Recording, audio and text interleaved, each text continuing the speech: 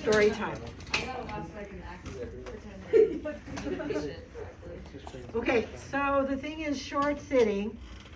Things to think about are where are your feet when you want them flat on the ground.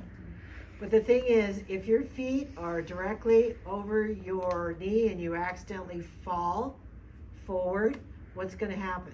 Oh. You're going to fall on the ground. Does everyone see that? Yeah. Or if you have your feet back to like this. So anywhere from the knee back, if you fall, you're going to be on the ground. Whereas if I have my feet ahead of me, now when I fall, does anyone see that? Yeah. So important.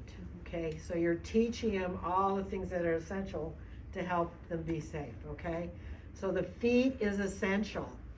Notice that on this wheelchair, this is more a spinal cord wheelchair. You notice how the feet, some of the footrests, they're fixed because spinal cord injury person, if they don't have any hand function, they can't move their footrest. They have to be independent in all their parts. This one is the feet is a little forward, so that's going to help. So if they accidentally, while they're propelling, if they miss it, they're not going to fall out of the chair. Does everyone see that? Yeah. Kenny's tends to be more tucked underneath, okay? That's Kenny. It's like, okay, Kenny also, for a long time, did not have brakes on his wheelchair. And he'll tell you why. No, but it's true. I thought he still did. It depends on the wheelchair. He's gotten older. He's a little more particular because he's tired of falling and getting up from the, so. Okay, so that's important, is the feet positioning. Now again, we got to teach him sitting bounce because ultimately the goal is, can they sit with both arms unsupported, okay? That's tougher because we got this all out here. So we go through kind of the same thing. We're going to work here. Can they be independent in both arms propped or supported? As we come closer, can they still continue to be able to? Then after we teach that, because it's right pretty much up to the hip, can they be independent? Okay.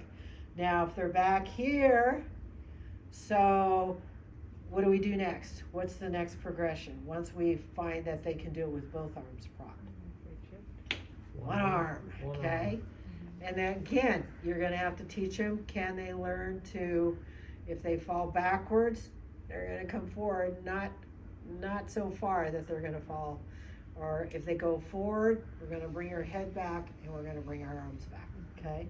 So we go through that progression, bring it, can they, do this again, one arm, then the other arm. Eventually, can they do it with both arms?